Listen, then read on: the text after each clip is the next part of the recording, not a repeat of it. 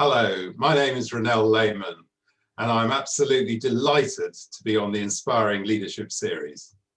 Ronel, great to have you here, and what a life you have had.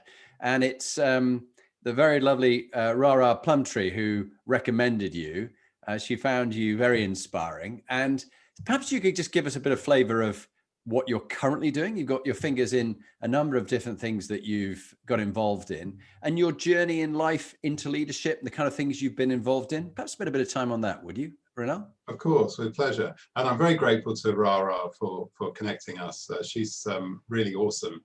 My background really is very simple. I started life in recruitment, then went into stockbroking pre-Big Bang, post-Big Bang. Then financial public relations with 2 firms, and then set up my own marketing communications agency, which I ran for 26 years. And the one thing that defined me, really, I suppose, wasn't the crisis communications, helping clients get on the front page of newspapers, be on radio, television, online, the advent of digital. But clients used to ring up and say, can you help my son or daughter? And we did. We helped them to find what it was that they were looking for. Now, I've often said this, half of them never said thank you, but the other half are all in very senior positions today. I'm very grateful for the assistance they were given. So in 2016, I decided to set up Finito, which helps young people over the age of 18, whether they leave school, college, or university, to find that meaningful career. And unlike any other careers advice which you get, we don't let go of you until you succeed. So many students may have 10 minutes of careers advice in 3 years. Many school leavers, college leavers, might visit their careers office or department, but then they're on their own. And what we always do is we say, it doesn't matter how long it takes you, but we'll work with you till you succeed. And that really does work because everyone's different. Not everybody wants to be an accountant, a banker, or work in insurance. Lots of people want to work in museums or culture or theatre or the arts, creative industries. And so we have to be attuned to what they want. And, sometimes we have to deal with overbearing parents too, to say that actually their daughter doesn't want to be a chartered accountant, but they understand that. Yeah, and I think they say, psychologists, that many of the psychological problems that we have are often the unmet needs of our parents. I remember my late mother always used to tell me off for yawning. I said, darling, generals don't yawn. I said, Mother, I'm not a general, I'm a lieutenant. No, but one day you'll be a general. And of course, I never did become a general, but there is that always, the problems of what parents want and the over-anxious, overachieving parents. And Finito, is that because you take them to the finish? I mean, how did you choose the name? It's quite fun. Well, actually, it's a wonderful story. Having had a lifetime in marketing, I prepared this very large sheet of possible names. And I met with a contemporary of mine who's now on my advisory board, Elizabeth Diafaria. And I said to her, look, these are the names I've come up for the business, and what do you think? And she looked at me and tutted, and she just looked up from the list and said, have you thought about Finito? And I went, that's incredible, literally. I said, I love that. And that evening, I registered it. And of course, it's now trademarked and all the URLs and so on. And she serves on my advisory board. And I'm very, very grateful to her for having come up with the name. If you look at urban slang, which is quite important because of social mobility and because of outreach and engagement, it actually does say that if I don't pass my maths exam, my dad says I'll be finito. And on the other hand, it's quite it works across all the divides, and it's a great name. Everyone remembers it, so I'm very grateful to her. Yeah, no, great one. And also, I'm very impressed by the amount of charitable and thoughtful work and a use of your skills over the years. Would you just give us a flavor of some of the things that you've been involved in, both in charities and giving your time to help others?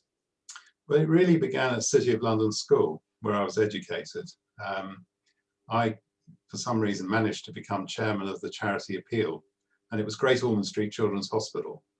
And we raised in that year twice the amount that anyone had ever raised in the history of the school, which really did get noticed. I mean, £13,400 in those days was a huge amount of money.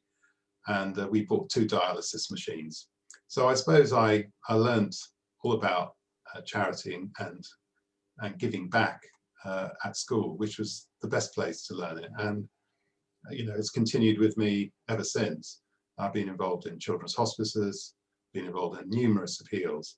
And if you actually give something back in life, there's nothing better. Yeah, and I mean, being involved in children's hospice, it's a crucial and a very sad kind of environment, but yet a lovely, kind way that they look after people in their final stages, and particularly caring for the families too. Is there a particular personal reason why you chose that? Did you have a friend or anybody you knew who was involved? What was the draw? I think the first thing was that I was invited to visit one. And I remember going away from the hospice afterwards and literally crying my eyes out. I had never been so moved by what I had seen. And these were perfectly civil, beautiful young people who had life-limiting diseases and needed care. And I defy anybody not to go and visit a children's hospice and not come away as I felt. And so, it was very energizing as well, because they have to raise all the money themselves each year. The one hospice that I'm involved with now, and an honorary trustee, is Noah's Ark Children's Hospice. And it took us a few years, even with the brilliant Jeremy Isaacs, to raise over £10 million. And we built it, and it opened in 2019. And then, of course, the pandemic struck. And, charities are really struggling at the moment to raise money. And of course, we all see the big appeals, but it's the smaller charities that need the help. Thankfully, just before Christmas, Noah's Ark Children's Hospice raised over £2 million through a matched funding charity extra, which was an extraordinary campaign. I literally sat at my screen all weekend watching the money that we were raising going up. We all the teams got together. It was really awesome and inspiring. No, and congratulations for that, because my wife Lee founded a charity for vulnerable girls, and she collaborates with many other charities who provide the young girls and the women who've been through some awful experiences, modern day slavery, trafficking, mental health issues, and we try and help them get from education into employment. So we meant to link up afterwards. There might be some way we could collaborate. We're big on collaboration, and it's called the Inspiring Leadership Trust. So we'll look out for each other. Thank you.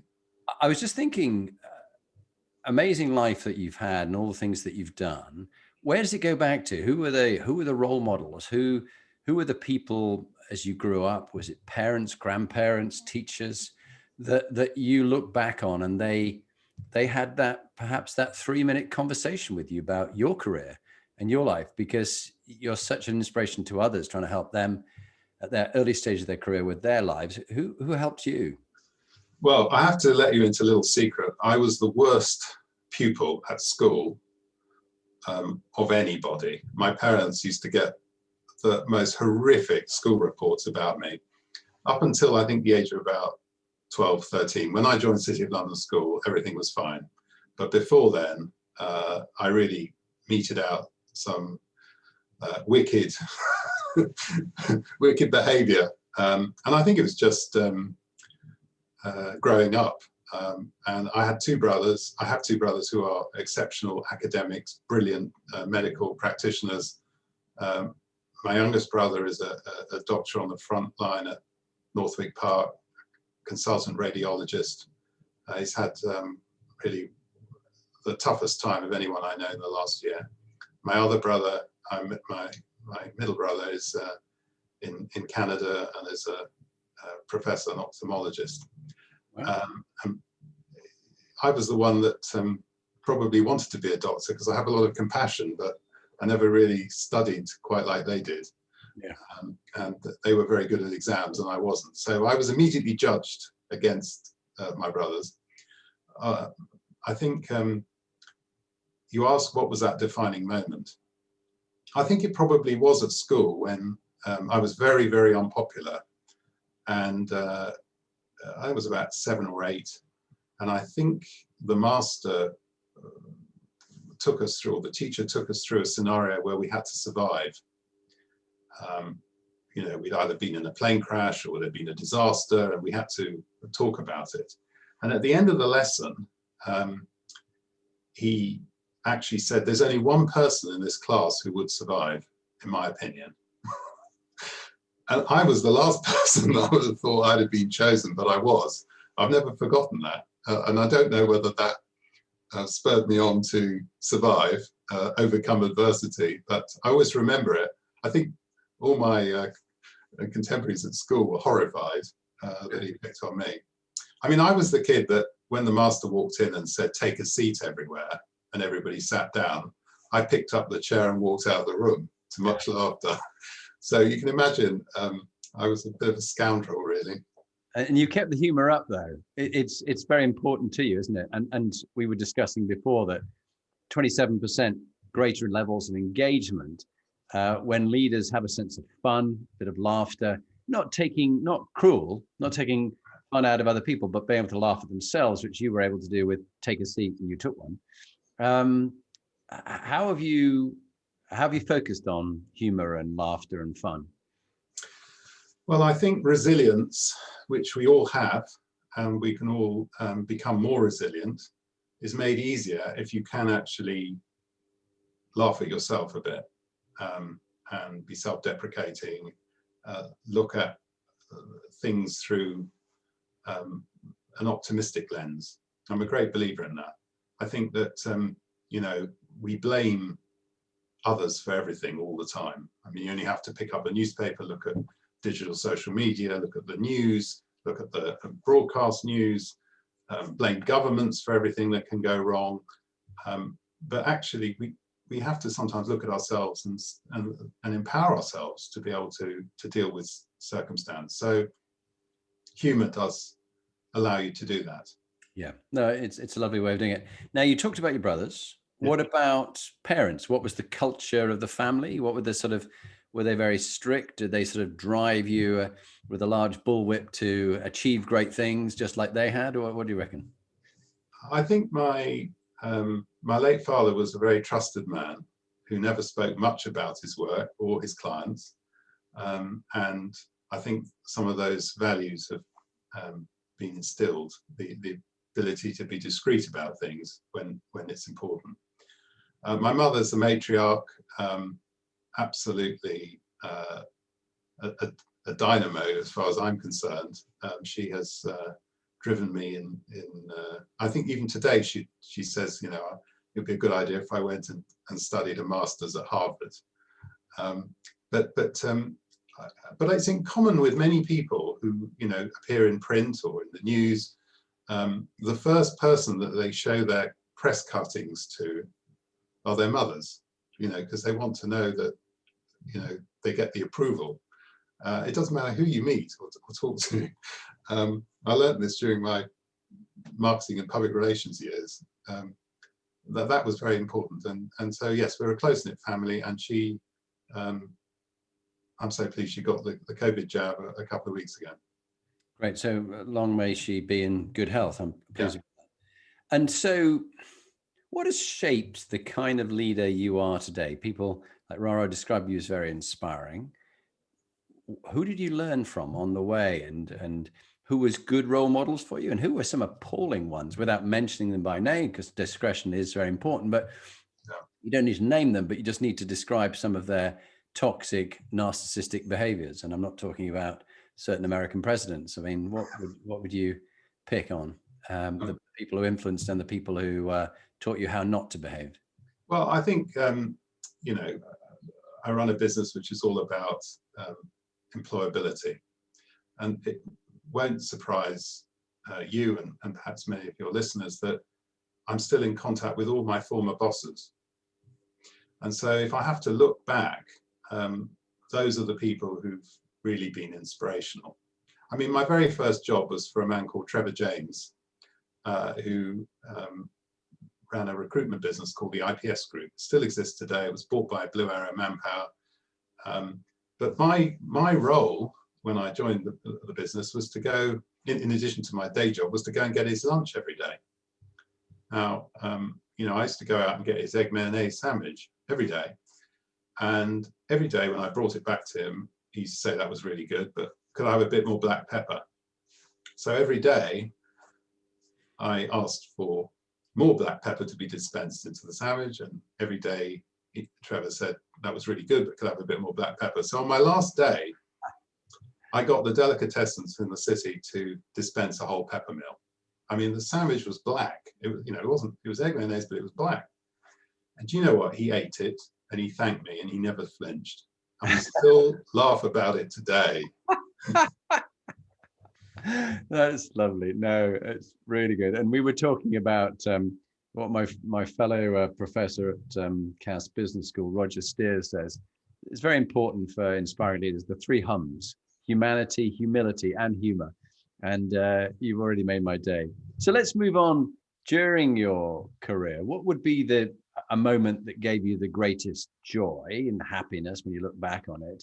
And what would be a time which was very personally a very dark time for you, either from work or personal life? And what did you learn from both experiences? Do you know what? I've often been asked what was the greatest day. And I do think it was when I walked up the steps of City of London School, age 13, with my mother. She was helping me up the steps. And I went to that interview. And on the way out, I said to her, I know I've got a place at this school. Okay. And this is the kid that had the worst school reports, drove his parents mad. And she said, well, don't you think you should wait until we actually get the news? And I said, no. I know that I have got a place at this school. I just feel it. And it was the way that the second master, Dennis Moore, shook my hand on the way out. I just knew that I had secured that place. And sure enough, 2 or 3 days later, this letter arrived. And I don't think my parents could believe it. I was over the moon. And although that was at 13,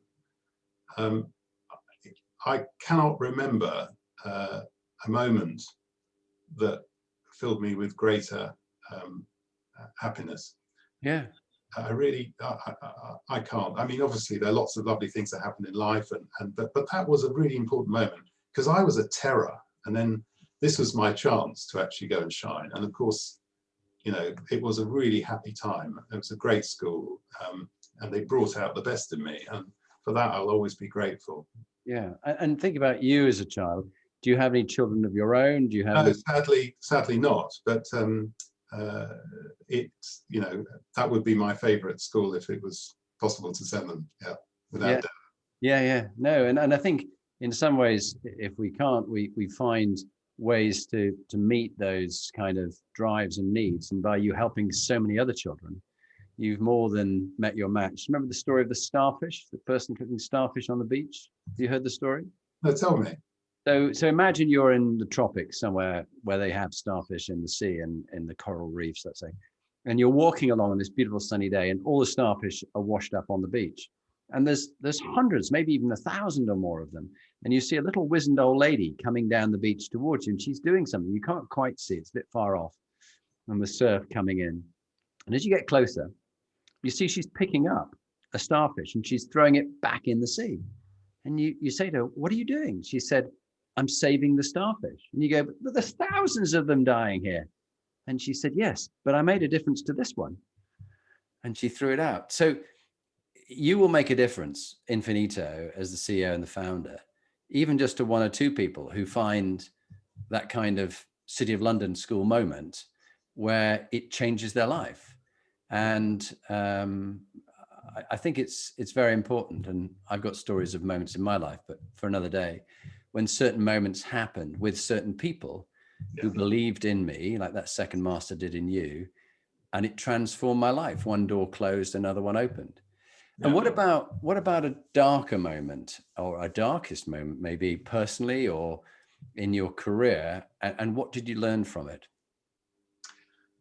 I have to say it was the sad passing of my father. It's 25 years nearly in March, and he died too young. He was 69, and that was and still is terrible. And of course, we're speaking at a time when over 100,000 people have lost loved ones, family members, friends, communities. And so it's difficult not to share their grief as well. But that really was a moment for me. And, I find it terrifying that now I have a mother, and I worry about that disproportionately, like any good son does. But I really do miss my father.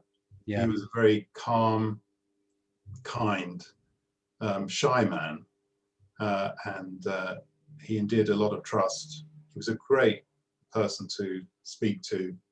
There was never any drama, and he always just provided wise counsel. And what were his clients? You say he was very discreet with his clients. What clients? What was his profession? He was a banker. He was a bank manager, and he helped lots of people grow businesses when bankers were trusted. No disrespect to bankers today, but it was a time when you went and you got the help that you needed. And yeah.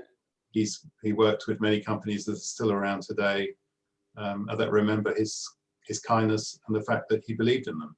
Yeah, it is very important. And there was the day when bank managers today still have people's respect, but not in the way I think they did there. My great grandfather was a banker in a small bank in Halifax in West Yorkshire. And on the site, which is now Lloyd's Bank in Halifax, was our family home. And at one end of that lovely home with horses in the garden and things, you can't imagine what it was like. I've got another painting of it. But he had the bank, and then there was a night watchman sat down below called Jeff. And Jeff did 25 years as the night watchman, and he never missed a peg, because they had this clock in his room with a face that revolved, and he pulled a string and it would knock a peg in to show every quarter of an hour that he was awake and all was well.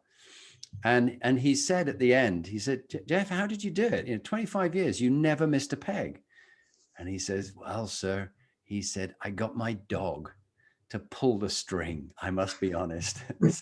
Jeff must have been fast asleep. The bank was not safe, but Jeff's dog was yanking on this rope every now and again to keep the pegs in. Thinking back to yourself, age 13, going to City London School, maybe at the age of 18 when you were leaving, knowing what you know now and giving all this advice to people so that they don't get finitoed, but they find a career. What one bit of advice would you give to people at that crucial stage of going from school into their first job? What would be a bit of wisdom that you'd pass on? Well, I think that the most important thing is to actually know what you're looking for. Yeah. And if you've actually had the chance to have some work experience or an internship or a summer job, I mean, Esther McVeigh, when she was Work and Pension Secretary a few years ago, she talked about young people aged 13 should be given the chance to go and work on a Saturday job. I mean, my father sent me to Church Street Market on a Saturday and Wembley Market on a Sunday one summer. And that was fantastic because it taught you how to deal with people, how to get on with customers and be able to make a phone call, and you build your confidence and your resilience. So I think the problem that we have with 18-year-olds is that they've been funneled into this academia and they haven't had that experience. And so they're very raw. I do feel sorry for those who, were leaving school, college or university last year and expected to go and travel for a year or go and do something charitable abroad or go and see and experience new things, not being able to.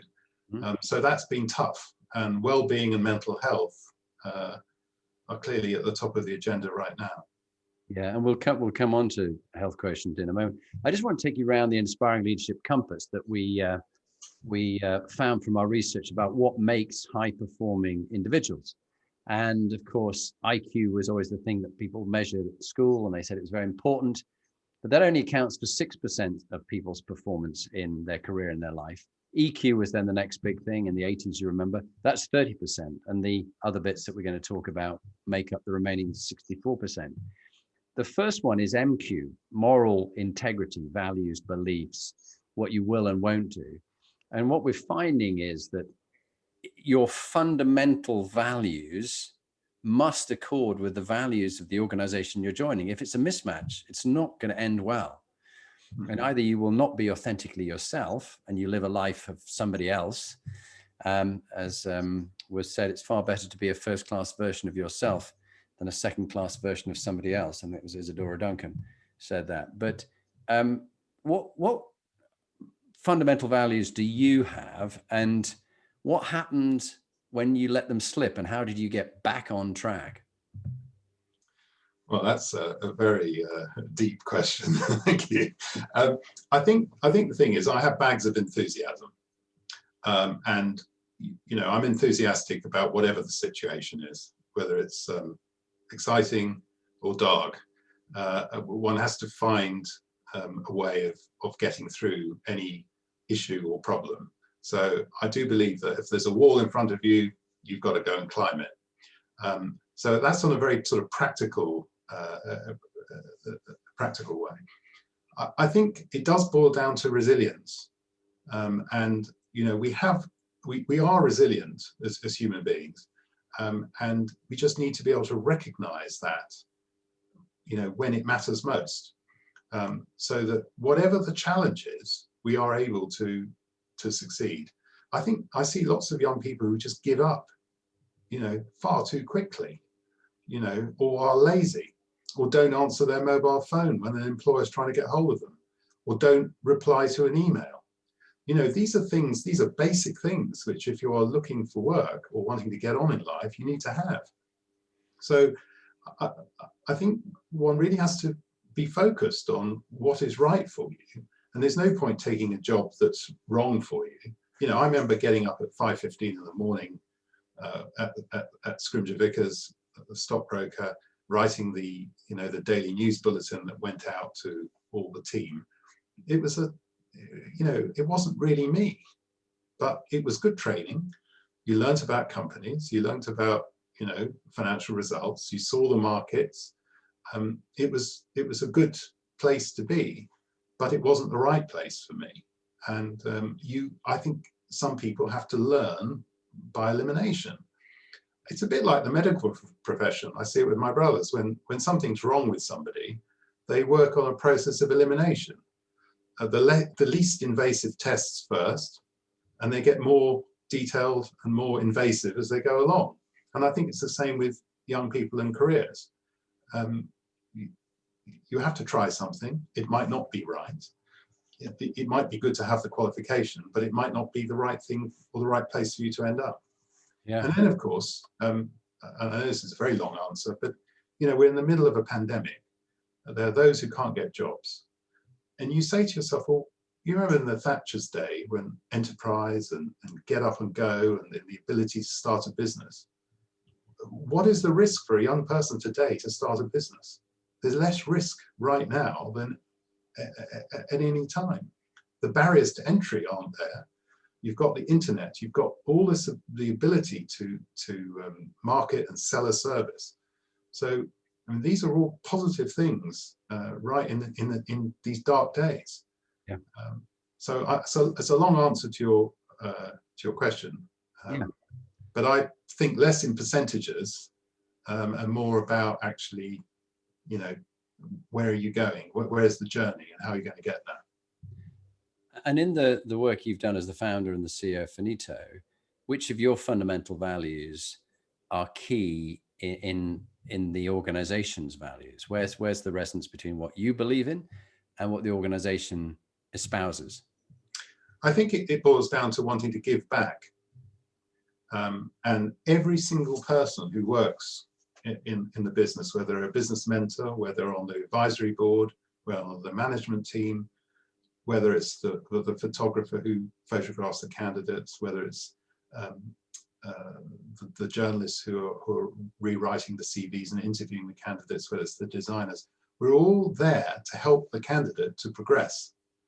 And we're always wanting to share our experiences about what we went through, which some may think are relevant or irrelevant, but what we know currently the market is looking for. Yeah. And that is the fundamental thing. It's not just about selling an employability service. It's about ensuring that you find the right career, the right meaningful career for yourself. Yeah, that's great, which leads me on nicely to the second of the 8 components, PQ, which is about purpose quotient, meaning and purpose. Why do you do what you do? What gives your life meaning and purpose? What's your calling? Is it giving back, or is there more to it than just that? I actually defy anybody to find a role or a job, and we are a commercial organization, but we have a bursary. We help those who perhaps can't afford, to get up in the morning and be employed in something that actually does good, that you're thanked for, and that people talk about, and introduce others who need the services you provide. I mean, it's this, there are many rewarding roles, but I can't think of a more rewarding one than this. Yeah, no, I think that's very true. And let's get on to the other topic, thank you for that, of HQ, which isn't my military days and headquarters, but it's health quotient. Yeah. And not many models look at mental, physical health and well-being as part of a model of leadership, but we find it's so fundamental to people's performance. And particularly as organizations are putting themselves under pressure, I describe it as in our tours in Iraq, Afghanistan, Bosnia, Northern Ireland, wherever we served in my 20 years, we'd do 6-month tours, and then we'd have time off to come back and be with our families, rest and recuperate in safety, before you'd perhaps a year later go back. But people have been essentially in back-to-back, so far 3 6-month tours. They're in the third one now, if you start the pandemic from, let's say, March, April last year. And so we're seeing health and well-being being a really important thing. What do you personally do to keep your health and well-being good? And when you let one of them slip, what do you do to get yourself back on track? Well, I think, firstly, we've all had to do the right thing during lockdowns. And it has been difficult because, we are human beings. We interact with others. We want to see other people and enjoy their company. And it's been difficult being locked up at home.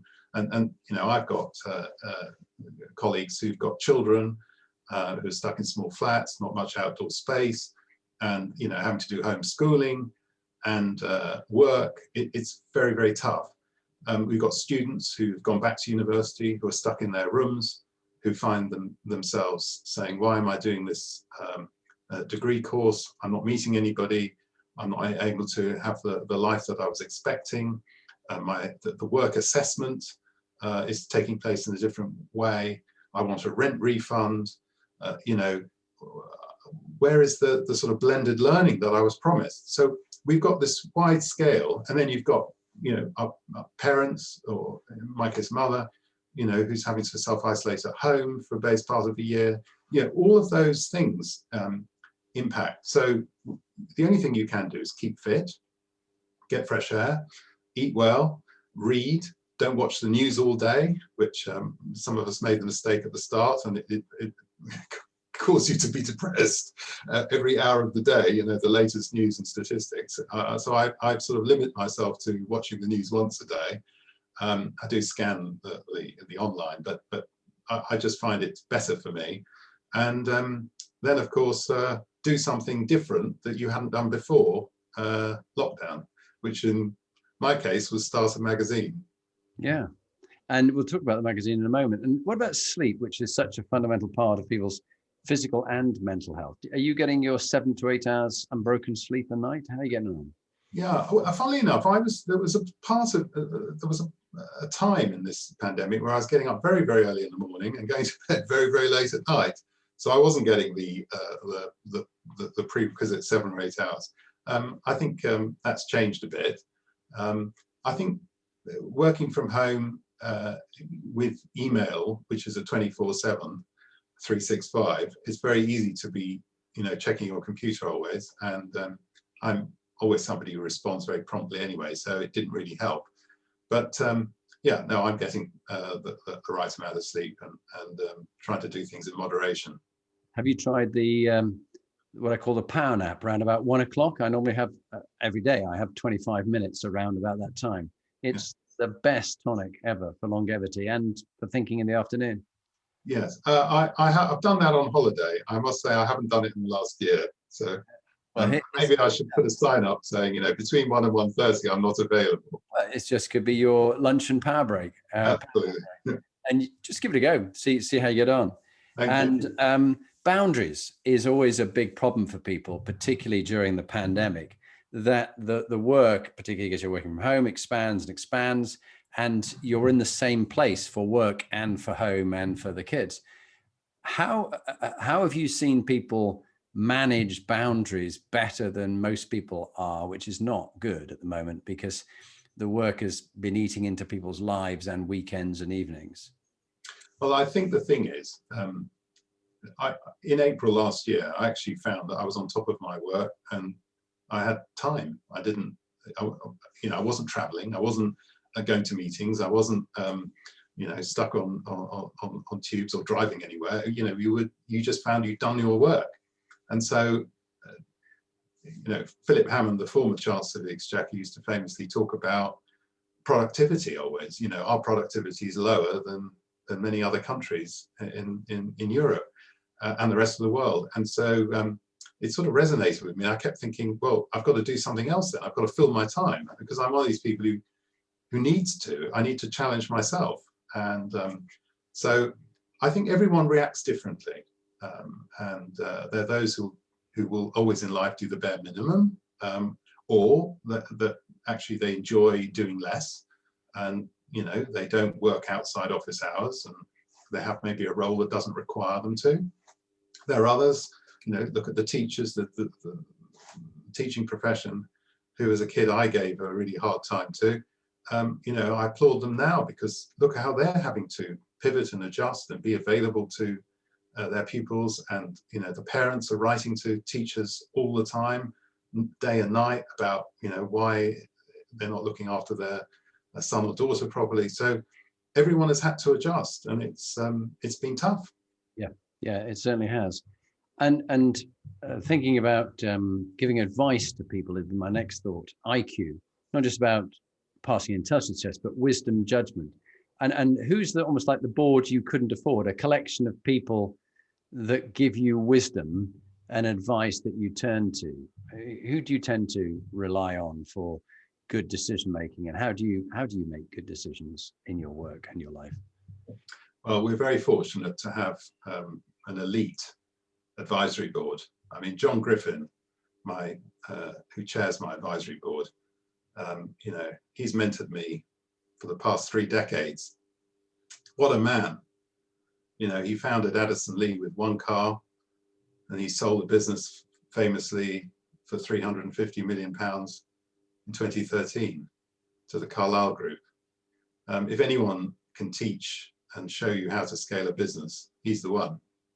But what a caring, kind and generous hearted man as well. And he's always there.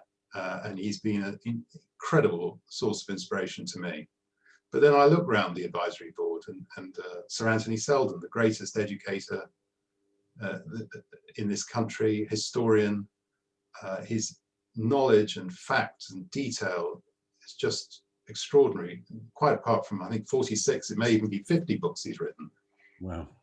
So I go around my advisory board, Dame Mary Richardson, who was at HSBC, dealing with outreach and bursaries. I met as a governor of City of London School. She's quite extraordinary, has helped me with how do we reach out, social mobility, how do we help those who can't afford our services or need a life chance, wouldn't get it otherwise. So the advisory board for me is preeminent, quite apart from the fact, Elizabeth Diafaria came up with the name Finito, which has served us well. I mean, I could go on through all of the names. They are incredible. Business leaders, wise words, wise counsel.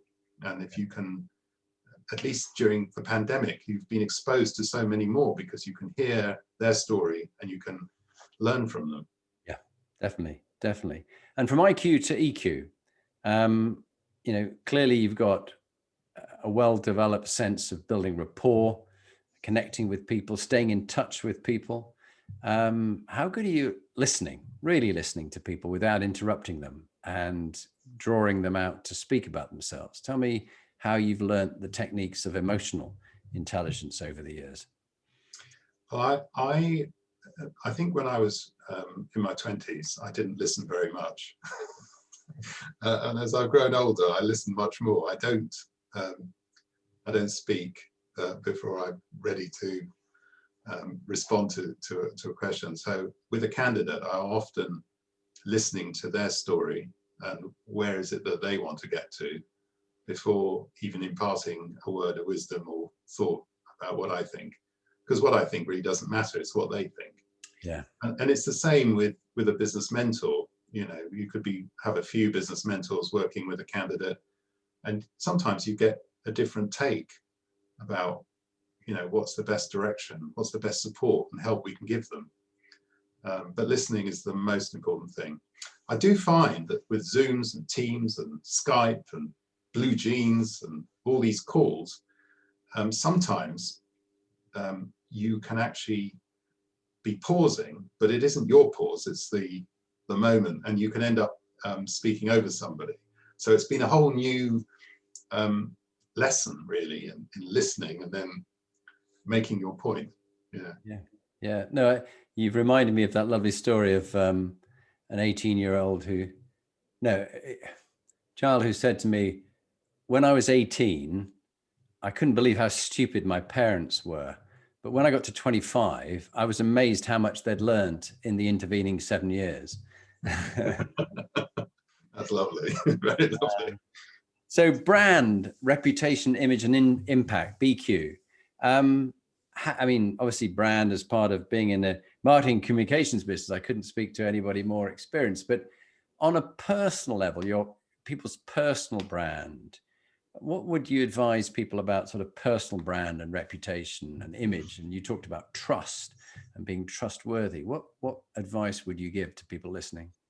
Well, I think trust, integrity, the ability to communicate, listen, speak with authority, and have an opinion that others want to hear about or that you really fervently believe in. I mean, we are in a world where actually opinion is being challenged. There's a lot of shock and awe. There's a lot of scoops. There's a lot of wish to outscoop someone else's scoop and be more shocking about your commentary so it gets picked up. I think at the end of the day, the most important thing is to live as you wish to live, and also not to impose what you think on somebody else. Yeah. And what do you do to learn from 360 feedback? You're running an organization, you're the CEO. One question I always ask CEOs is, when was the last time you personally were dead wrong? Can I just hear you? Yeah, I'm dead wrong a lot of the time. The thing is, you're allowed to make mistakes as long as you don't repeat them. Yeah. So make as many mistakes. I mean, sometimes you make an unpopular decision, and you can get it wrong, but be humble about it and say, yeah, I got it wrong. It was the right move, wrong time, or wrong move, right time. I tend to do the 360s on others. I can't wait for someone to do one on me. Well, here's the dare. I'll do it on you. Okay. And because I do find it very interesting doing 360s on CEOs. Some are very open and they take it well. One fired me as a coach because he didn't want the chairman to know what his 360 was, and he just hung on to it and tried to bury it. That always comes back to bite them because the chairman's not stupid, and he goes, "Where's the 360?" let's find out about this. And others, the second question is always, how quickly did you realize that you were wrong? And the third question is, how quickly did you resolve it? But it always worries me when I ask a CEO, when was the last time you personally were dead wrong? And they went, was it 1979? No, I can't think of a time I was wrong, actually. And that's an organization that's got problems. And as was said by the CEO of GE, when the rate of change on the outside is faster than the rate of change on the inside, the end is near. And you've got to keep, as you've been doing, you've got to pivot, you've got to change, haven't you? And think about changing to things. What's your legacy? LQ is the final element. What would you like your legacy to be in your lifetime, both in your personal life and in your work? Well, before I answer that, I just want to say something about the 360, because some years ago, I accompanied Sir Richard Branson up to RAF Scampton because he was given the chance to fly with the Red Arrows. And I stood on the tarmac on the runway and he went up, and they took him 360 so many times that when he came down, I just thought, that is not something I could ever do. And, that was a 360 for a captain of industry like you've never seen. I mean, I think it was quite extraordinary, standing there and looking up at him going up and the twists and turns. Yeah. That was a great moment. Yes, I remember my time at the Army Staff College, and we did visits to the other services from the Army, so to the Navy and to the Royal Air Force. In the Navy, they wanted a volunteer to be thrown overboard the destroyer and be hauled back in and rescued. I said, yeah, I'll do that. That was hair-raising. And with the Royal Air Force, I was put on the G suit and went up in a fast jet. And boy, I have a lot of respect for those pilots. It's such a tough environment, and the speed at which things are coming at you and you're having to register it, which is why I think we'll go for remotely piloted vehicles. A, because the most expensive part of the aircraft is the pilot, and it's the most unreliable bit, can get ill and that kind of stuff and make poor decisions. And B, a lot of it can be done from the ground, and you're not going to lose a loved one. You can be sitting in a little container thousands of miles away from what you're doing. But I didn't really answer. Your legacy. What about your legacy? What's going to be your legacy? Richard Branson, we know his, but what's yours? Yeah. Well, I think the thing is, we started something which I would love to be continuing long after I've gone. Yeah. I do think there's a disconnect between education and employment. And I think academia is great, but actually preparing people for the world of work is what it's all about. I think it was the previous, Damien Hines, the previous education secretary, said, it's about the journey. It isn't about, finishing school or college or university or getting a master's. It's about what happens to you afterwards. And I think that would be a fitting legacy if Finito continued and helped many more people, not just here, but abroad. That would be fantastic, Ronel, if you do that. And you've reminded me of a book I read recently, which made quite a profound impact on me, called Life is in the Transitions. And in the writing of that, the author said, we are misled at school, often by teachers, not intentionally, they have basic intentions, that we've got this golden path of, home to school to perhaps university, first job, second, and so on, and this rise. But it never works like that. It's a roller coaster of highs and lows and successes and failures. And often we wait for the transition. When I've got through this failure, then I'll get on with my life. Or when I got through this good point, then I'll get back to how things are. But actually, it's in the transition that we learn the most about it. And to gather people's life stories, which I'm sure you do in your organization, of what they've been through, and mentors to share their stories and have reverse mentoring with people and things like that would be fascinating. Almost at the end, but my question would be, with all this helping people go on to their careers and helping them with this career transition and preparing them best, is there a good book that you'd recommend people read? I mean, you read a lot, I'm sure, or I'm dyslexic, so I listen to audiobooks, probably about 60 to 80 a year, because I'm voracious about reading. Would you recommend a good book to me and others that's good on people's career transition, or even leadership, anything, health, well-being? What's a book you recommend? It's funny. When I set up my agency, I had been ill, and I read a book, The Brothers, by Ivan Fallon, and it was the book about the Saatchi brothers. Oh yeah. And he was, I believe, the Sunday Times business editor, and it was what spurred me on to start a business. And so, although I've read loads of other books since, that's the one that I always recall, because I think I got well, resigned from the agency and set up my own because I'd read the book. Wow. That was a pivotal moment. Yeah. And in your travels, have you come across a lovely man called Keith Roberts, who was the global CEO of Saatchi & Saatchi? I haven't, no. Okay. Well, he's a fellow podcaster. I've interviewed him earlier. So when you go through the website in the podcast element of jonathanperks.com, you'll see Keith Roberts. And I've enjoyed this podcast very much. I love the chat with him as well. Very interesting man, talking about his experiences and all that went on. So do tap into that.